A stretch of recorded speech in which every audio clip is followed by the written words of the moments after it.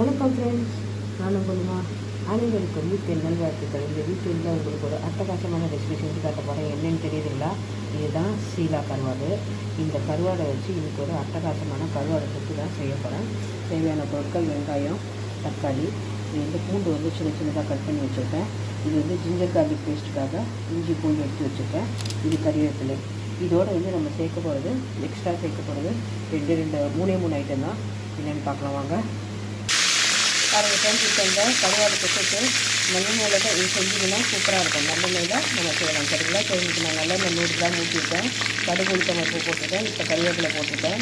இப்போ வந்து நம்ம அடுத்து என்ன பண்ணணும்னு கேட்டிங்கன்னா, எடுத்து வச்சுருக்க வெங்காயமும் தக்காளியும் ஆட் பண்ணிக்கலாம். பாருங்கள் ஃப்ரெண்ட்ஸ், வெங்காயத்தை ஆட் பண்ண போகிறேன். பாருங்கள் ஃப்ரெண்ட்ஸ், நம்ம வெங்காயம் ஆட் பண்ணியாச்சு. கட் பண்ணி வச்சுருக்க பூண்டு ஆட் பண்ணியாச்சு. இதோ இப்போ இந்த தக்காளியும் ஆட் பண்ணியிருக்கேன். ஆட் பண்ணிவிட்டு இது நல்லா வதங்கட்டும். இந்த கேப்பில் வந்து நான் இஞ்சி பூண்டு பேஸ்ட்டு ரெடி பண்ணிவிட்டு அதையும் சேர்க்கலாம். பாருங்கள் ஃப்ரெண்ட்ஸ், இந்த கருவாடு தொக்குக்கு நான் வந்து இஞ்சி பூண்டு பேஸ்ட் ஆட் பண்ணியிருக்கேன். இது வந்து வீட்டில் அரைச்ச நார்மல் மிளகாத்தூள், வீட்டில் அரைச்ச காஷ்மீரி சில்லி பவுடர், இது வந்து வீட்டில் அரைச்ச மஞ்சள் தூள், இது எல்லாமே இப்போ சேர்த்தாச்சு. இது நான் காஷ்மீரி சில்லி எதுக்கு சேர்த்துருக்கேன்னா, இந்த தொக்குக்கு நல்லா கலர் கொடுக்கும், அதுக்காக தான் சேர்த்துருக்கேன். இப்போ வந்து இந்த தொக்கு வந்து நம்ம நல்லா அரேஞ்ச் பண்ணிக்கலாம்.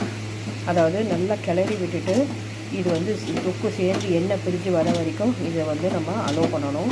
சரிங்களா? அதுக்கு வந்து ஆல்மோஸ்ட் வந்து உங்களுக்கு ஒரு 10 to 15 மினிட்ஸ் ஆகும். சரிங்களா? பாருங்கள் ஃப்ரெண்ட்ஸ், இப்போ இந்த கருவாடு தொக்குக்கு தேவையான இந்த பேஸ் வந்து ரெடி ஆகிட்டுருக்கு. நான் வந்து ஆக்சுவலாக இதில் உப்பு ஆட் பண்ணலை. ஏன்னா நேற்று நான் கடையில் வாங்கும்போது கடையில் கேட்டேன். அவர் வந்து கருவாடுலேயே உப்பு இருக்குது, நீங்கள் ஆட் பண்ண வேண்டாம்னு சொன்னார். அதனால் நம்ம கருவாடு சேர்த்ததுக்கப்புறம், கருவாடு இந்த தொக்கோடு சேர்ந்து வந்ததுக்கப்புறம் அதுக்கப்புறம் நமக்கு உப்பு தேவைப்பட்டுச்சுன்னா சேர்த்துக்கலாம். அதனால் இப்போ நீங்கள் உப்பு சேர்த்துட்டிங்க அப்படின்னா இந்த தொக்கு வந்து ரொம்ப இதுவாகிடும், உப்பு கறிக்கும். அதனால் உப்பு சேர்க்க வேண்டாம். சரியா? இது வந்து இப்போ நம்ம நல்லா ரெடி ஆகிட்டுருக்கு. இன்னும் ஒரு 10 மினிட்ஸ் ஆகும். பாருங்கள் ஃப்ரெண்ட்ஸ், இப்போ இந்த தொக்கு சூப்பராக தயாராகிடுச்சு. இதில் வந்து நான் இப்போ கருவாடு க்ளீன் பண்ணிவிட்டு சேர்க்குறேன். பாருங்கள் ஃப்ரெண்ட்ஸ், கருவாடு சேர்த்ததுக்கப்புறமா இந்த தொக்குக்கு தேவையான ரொம்ப தண்ணி ஊற்றக்கூடாது. ஜஸ்ட் நான் 1 டம்ளர் மட்டும்தான் ஊற்றிருக்கேன். இது வந்து நல்லா இப்போ கொதிச்சு இந்த கருவாடு வேகிறதுக்கான டைம் இதுதான். இது நல்லா சுண்டி வரணும். சரிங்களா? எண்ணெய் பிரிஞ்சு வரணும். அதுதான் வந்து பதம். சரிங்களா?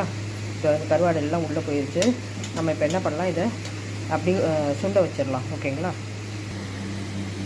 பாருங்கள் ஃப்ரெண்ட்ஸ், அட்டகாசமான சீலா கருவாடு தொக்கு எவ்வளோ சூப்பராக ரெடி ஆகிருக்கு பாருங்கள். இது உடம்புக்கு ரொம்ப நல்லது. இந்த ஜுரம், இந்த சளி பிடிச்சி இந்த ஜுரம் வந்தவங்களுக்கெல்லாம் வந்து இது செஞ்சு கொடுத்தீங்க அப்படின்னா எல்லாமே வந்து உங்களுக்கு காணாமல் போயிடும்.